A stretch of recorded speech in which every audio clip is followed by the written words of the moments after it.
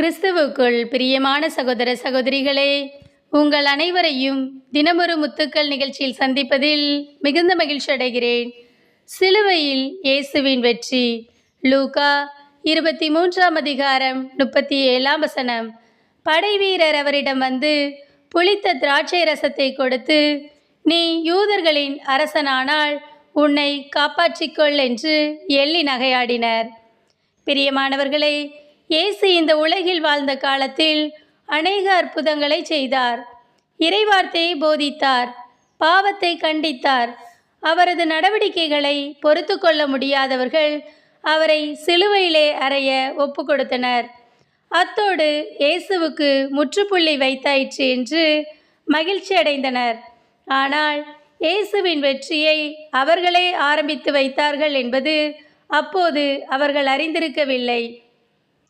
உலகம் தோல்வியாக கண்ட சிலுவையே இயேசுவுக்கு வெற்றியாய் மாறியது. அதனால்தான் சிலுவையை விட்டு இறங்கி வரக்கூடிய சோதனை இயேசுவுக்கு வந்தது.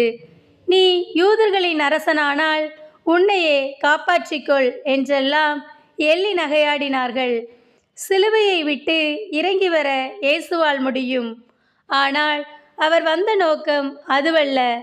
தந்தையின் சித்தத்தை நிறைவேற்றுவதே அவரது ஒரே நோக்கமாயிருந்தது. அதுவே அவர் சிலுவையில் பெற்ற வெற்றி. இயேசுவை சிலுவையில் அறைந்ததோடு இயேசுவுக்கு முற்றுப்புள்ளி வைத்தாயிற்று என்று எண்ணியவர்களின் எண்ணங்களை உயிர்த்தெழுந்த இயேசு வெற்றி கொண்டார். அன்பானவர்களே, வாழ்வின் இறுதி வரை நம் போராட்டங்கள் ஓயாது.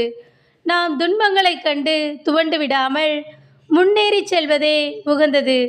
இந்த தவக்காலங்களில் இயேசுவின் பாடுகளையும் மரணத்தையும் நினைவு கூறுகின்ற நாம் எவ்வித போராட்டங்களின் மத்தியிலும் இயேசுவுக்காய் பணியாற்ற நாம் தயாராயிருக்கிறோமா? நம்மையே நாம் ஆராய்ந்து பார்ப்போம். அன்பு இறைவா, உம் சித்தம் செய்வதே எப்போதும் எங்கள் இதயத்தின் நோக்கமாயிருக்க எங்களுக்கு உதவி செய்யும் இறைவா. ஆமேன்.